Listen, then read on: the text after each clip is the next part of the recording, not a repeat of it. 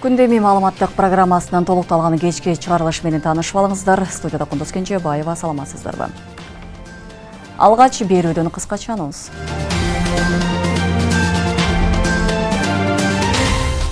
Эл аралык издөөдө жүргөн кыргызстандык аткаминер Молдовадан кармалды. Ысык көлдө пирстердин үстүнө бууканаларды куруу демилгеси көтөрүлдү. Бирок экологдор мындай демилгеге каршы. АКШ Бишкекте катталган Газпромнефть Азия ишканасына санкция салды.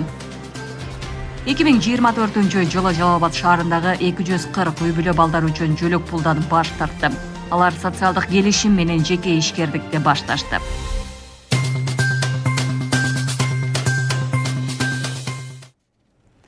Алдамчылыкка шектелген президенттин мурдагы кеңешчиси Хайдарали Халиков Молдовадан кармалды. Бул тууралуу Ички иштер министрлигинен билдирди. Маалыматка ылайык, ал аялды ири суммадагы акчага алдаган жана бир нече ушул сыяктуу кылмыш жасаган деп шектелүүдө. Буга чейин президенттин маалымат кызматынын жетекчиси Дайырбек Орунбеков Халиковду Өзбекстандан аткезчилик жол менен шифр ташып келген жана анын бизнесине жергиликтүү бийлик өкүлдөрүнүн колдоо көрсөтүүнү талап кылган деп айыптаган. Анын мындай жоргу президентке жетип, ал Халиковду эле эмес, коомдук башталыштагы кеңешчи жардамчыларынын баарын иштен алганы кабарланган. Кызылкыя шаарында мечитке ташталган ымыркайдын апасы кармалды. Баткен облустук милициясынан билдиришкендей, үстүбүздөгү жылдын 3 январында Кызылкыя шаарындагы мечиттердин биринен ак шейшеп корулган ымыркай табылган.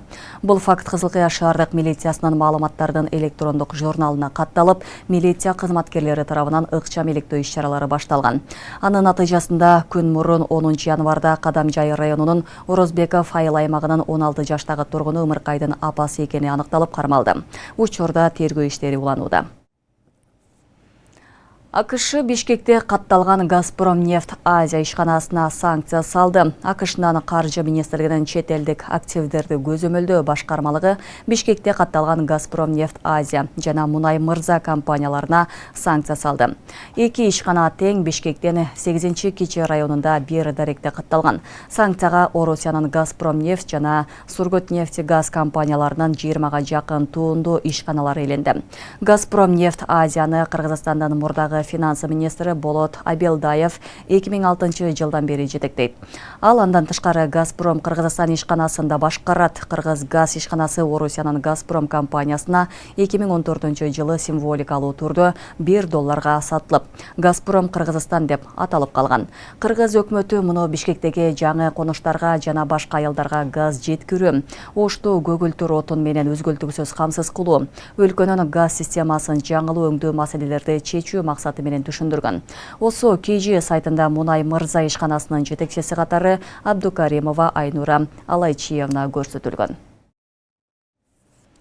Улуттук банк алдамчылардын жаңы схемасы тууралуу эскертүү таратты. Банктардан билдиришкендей, белгисиз адамдар мессенджер аркылуу жарандарга Улуттук банкка тиешелүү делген алдамчылык сайтына шилтеме жиберип, анда Кыргызстандын тургундарына акча каражаттарын кайтаруу кызматтары сунушталууда.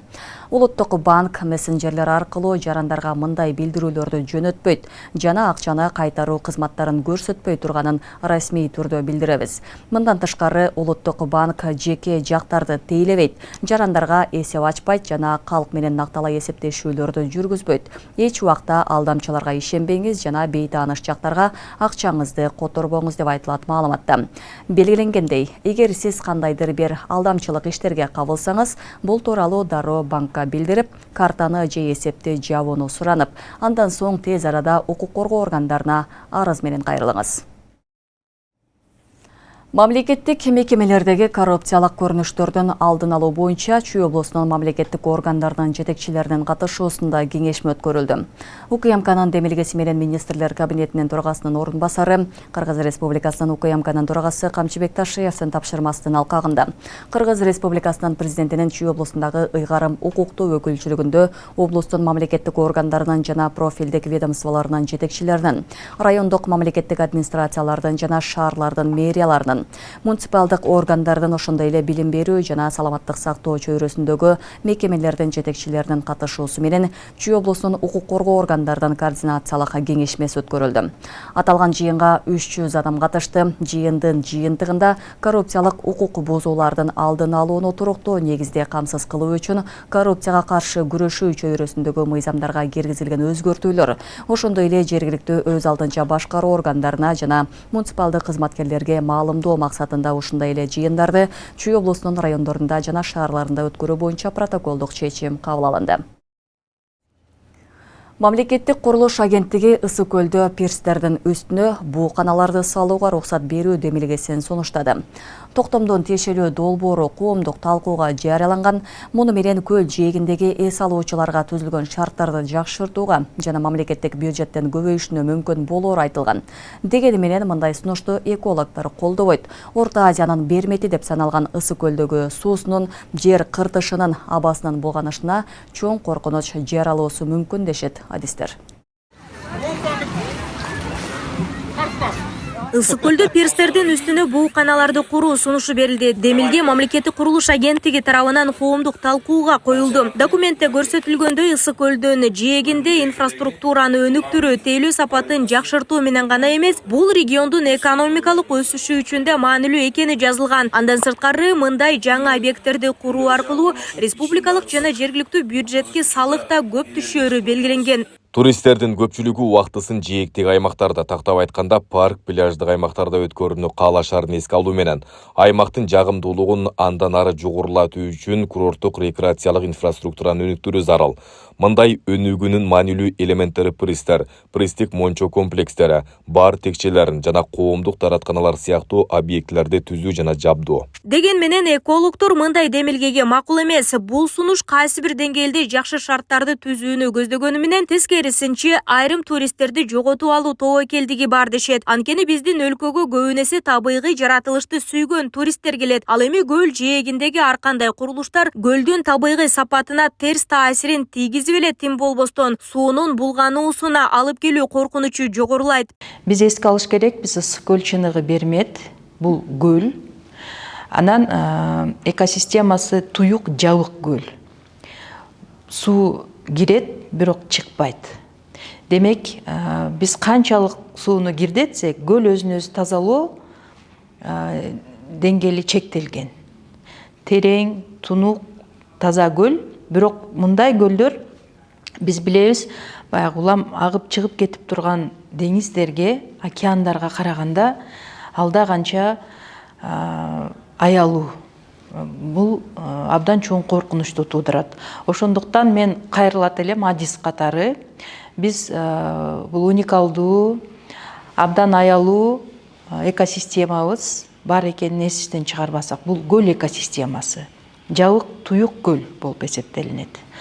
Ал жерге баня куруп, буу кана куруу менен туристтерден пайда таппастан, чыныгы табиатты көрүп, эс алып, жөн эле карап суктанып кеткен туристтердин саны менен деле экономикалык абалды оңдосо болот. Ансыз да Ысык көлдүн айрым жээктеринде балырлардын көбөйүп жатканы адистер тарабынан аныкталган. Бул абдан коркунуч туудурган жагдай экенин кулак кагышууда. Мындай көрүнүш көбөйүп кете турган болсо, аны тазалоого эч бир технологиянын күчү жетпейт деп белгиленет. Анткени ал практиканы пайдаланып көргөн айрым өлкөлөрдө бул сыяктуу көлдөрүнөн кол жууп калган жагдайлар орун алганын айтып кооптонушууда. Биз жайында бир япон профессору менен кошо кыдырып калып, абдан кооптуу болуп, мен чындыгында абдан өзүм бир топ начар сездим. Анткени көлдүн сапаты ушунчалык бат бузуларына өзүм дагы бир 5-10 жыл арасы болот го деп эсептеп болжолдоп жүргөм. Бирок ушунча тез ылдамдык менен балырланып бараткан аймактарды көрүп абдан кооптондум, капа болдум. Анан ал профессор ушунчалык уникалдуу жериңер бар экен, силер бузуп өзгөртүп электе мен кайра келип үй бүлөмө көрсөтүп алат элем деп шашып атат да. Анан мындай биз эмнеге эле ушундай интенсивдүү мындай өзгөртүп күнгө шашып атабыз. Белгилесек 2016 жылы көл үстүнө же ага жакын жерге мончо курууга тыюу салынган. Ал эми 2023 жылы президент Садыр Жапаров ысык көлдүн экологиясын сактоо боюнча кечиктирилгис чаралар жөнүндө жарлыкка кол койгон. Документке ылайык пансионаттарды инженердик коммуникация жана курулмалар менен камсыздабай иштетүүгө тыюу салынган. Нурзада Сыдыкова, Майрамбек Абдибилал уулу, регион Бишкек. Мамлекеттик салык кызматы 2024 жылдын жыйынтыгы боюнча мамлекеттик бюджетке 228 миллиард 277,1 миллион сом салыктарды жана төлөмдөрдү чогултту. Ведомстводан билдиришкендей, белгиленген план 4 миллиард 368 миллион сомго ашык менен аткарылды. 2023 жылга салыштырмалуу салыктардын келип түшүүсү 43 миллиард 260,6 миллион сомго өстү. Же өсүү темпи 123% түздү. Чогултулган камсыздандыруу төгүмдөрүнүн суммасы 74 миллиард 82,7 миллион сомду түздү. Же 5 миллиард 22,7 миллион сомго ашыгы менен аткарылды. Бул өткөн жылдын көрсөткүчүнө салыштырмалуу 9 миллиард 695,3 миллион сомго көп. Жалпысынан 2024 жылы 302 миллиард 359,8 миллион сом салык жана камсыздандыруу төгүмдөрү жыйналды.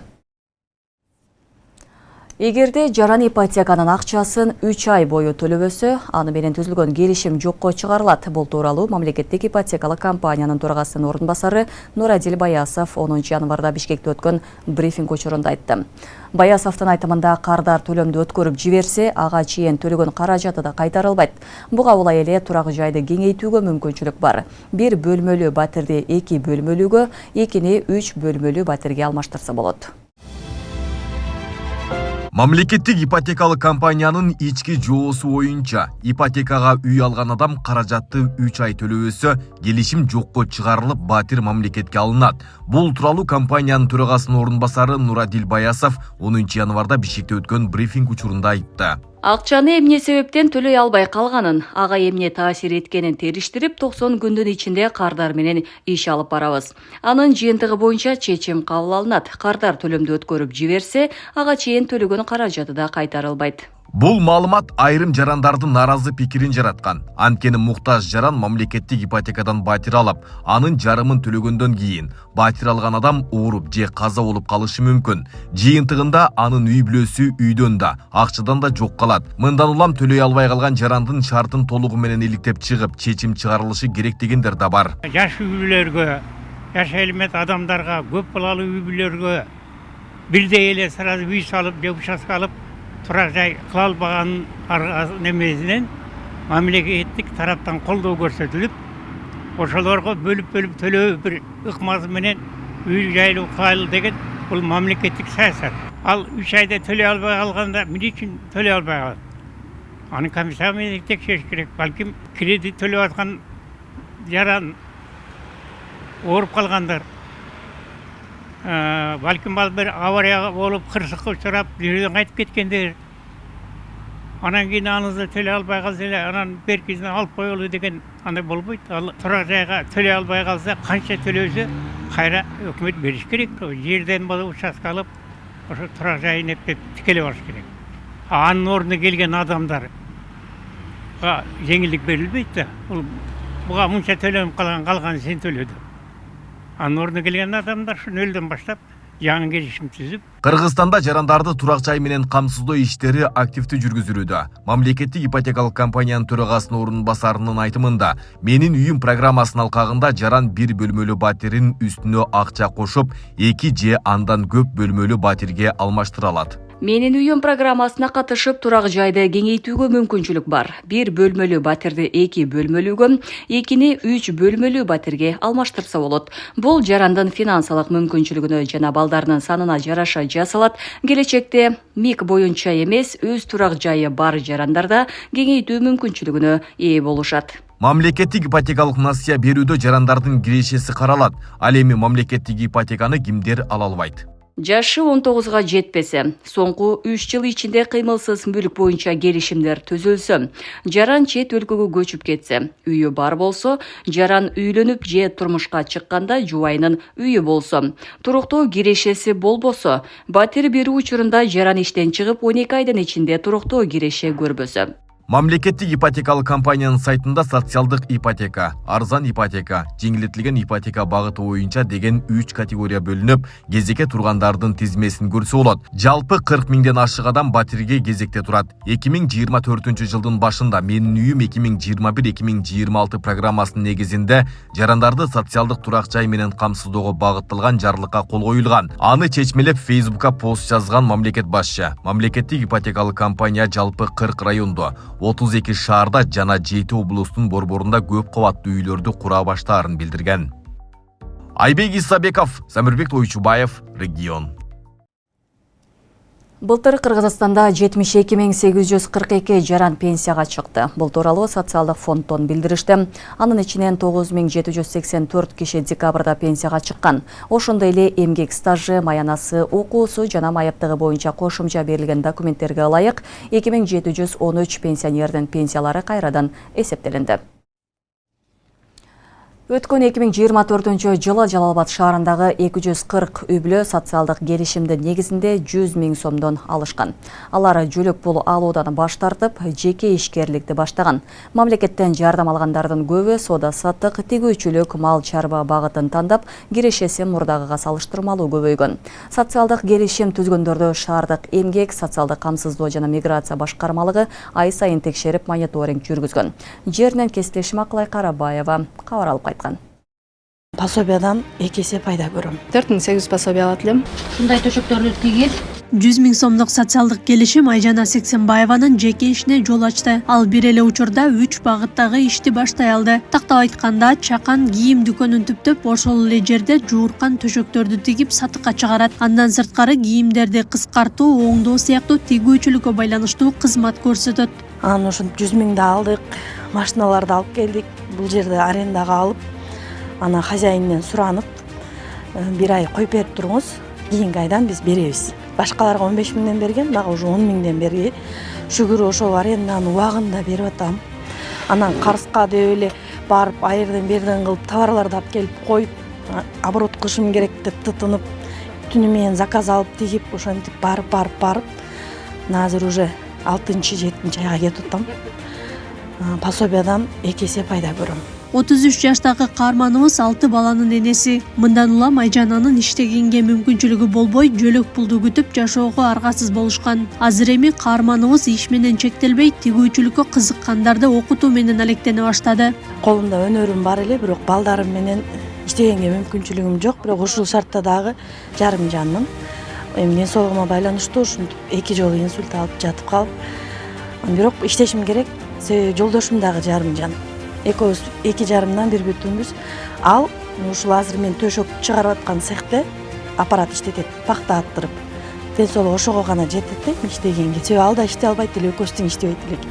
Балдарыбыз менен пособия күтөт элек, пенсия күтөт элек да. Жалал-Абад шаары боюнча 2024 жылы 240 үй бүлө социалдык келишим түзгөн. Алардын көпчүлүгү соода-саттык, тигүүчүлүк жана мал чарбачылыгын колго алып, жеке ишин баштаган. Келишим түзгөндөрдү шаардык эмгек, социалдык камсыздоо жана миграция башкармалыгы текшерип, көзөмөлгө алып турушат.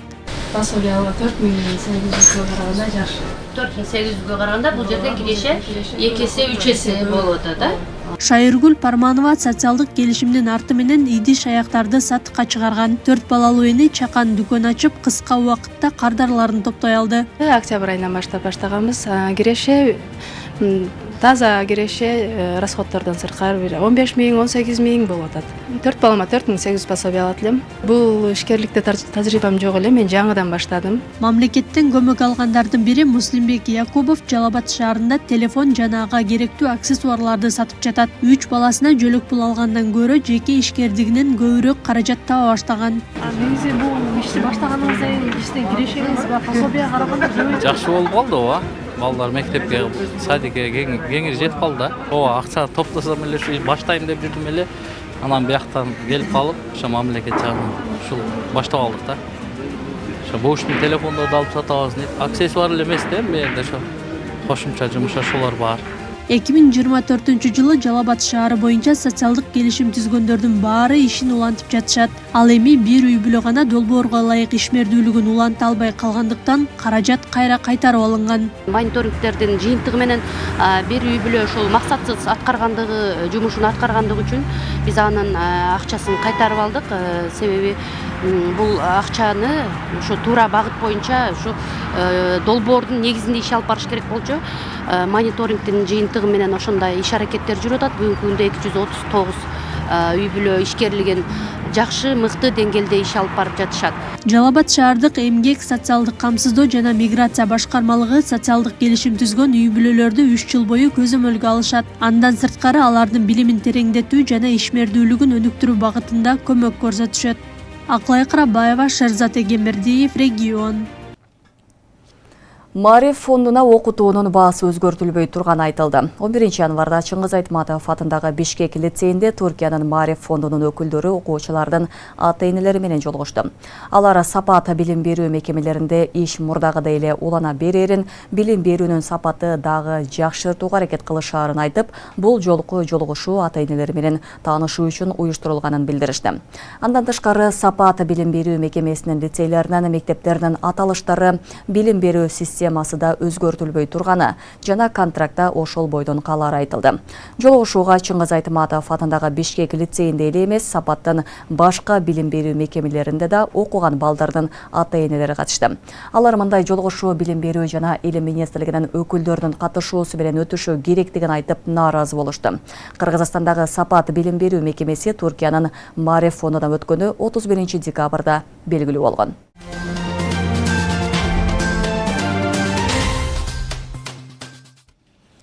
2025 жылы Кыргызстанда 40 туристтик база ачуу пландалууда. Бул тууралуу министрлер кабинетинин төрагасынын биринчи орун басары Данияр Амангелдиев туризмди өнүктүрүү боюнча кеңешмеде билдирди.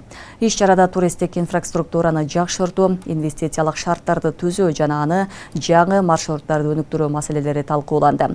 Амангелдиев белгилегендей, туризм экономикалык өсүштүн жана жаңы жумуш орундарын түзүүнүн маанилүү бөлүгү. Ал 2025 жылга карата өлкөдө 40 туристтик базаны ишке киргизүү пландалып жатканын айтты. База ачуу үчүн 156 локация сунушталган. Жергиликтүү эл инвесторлор менен консультацияларды өткөрүү зарыл. Биз тейлөөнү жакшыртууга, уникалдуу маршруттарды өнүктүрүүгө жана саякаттын бардык этаптарында коопсуздукту камсыздоого тийишпиз, деди Амангелдиев. Кеңешмеде туристтик базалар долбоорун ишке ашыруу үчүн жол картасы талкууланды. Ага ылайык ар бир райондо бирден туристтик объект ачуу сунушталууда. Ырчы Бегимай Турусбекова катышып жаткан Царица долбоору финалына жетти. Анда кыргызстандык ырчы Абеззаружина ырын ырдады. Турусбековага 4 калыстар тобунун 2 мүчөсү 10, 2 мүчөсү 9 деген упай берип, калыстардан 38 упай чогултту. Ал эми залда отурган көрүүчүлөр 8,59 упай беришти. Жалпы 46,59 упай менен экинчи орунду алды. Ал эми биринчи орунга калыстар тобунан 40 упай, көрүүчүлөрдөн 9,62 упай алган Светлана Ларионова ээ болуп, Царица аталды. Үчүнчү орунду 46,33 упай менен Ирина Зинценко алды. Кыргызстандын мыкты футболчусу Джоял Кожо Ирандын клубуна өттү. Джоял Кожо өткөн Эстеглиал клуб Ирандын эң белгилүү футбол клубтарынын бири болуп саналат. Бул тууралуу Кыргыз футбол биримдигинен билдиришти. Команда Ирандын футболунун жогорку дивизионунда ойнойт. Учурда клуб 16 команданын катышуусунда өткөн чемпионаттын турнирлик жадыбалынын 8-чи орунда турат. Эстеглиал Ирандын 9 жолку чемпиону болуп, Азия чемпиондор лигасын 2 жолу жеңген. Белгилей кетсек, футболчу буга чейин Өзбекстандын Динамо Самарканд клубунда ойноп, өткөнкү сезондо анын карамагында 24 беттеш өткөрүп, 8 гол киргизген. Жаңы клуб менен болгон келишим 2+1 системасы менен түзүлдү. Тактап айтканда, дагы 1 жылга узартуу мүмкүнчүлүгү бар. Джоял Кожо 11 номер менен ойнойт. Күндеми маалыматтык программасын биздин социалдык тармактардан күзөтүп барыңыздар.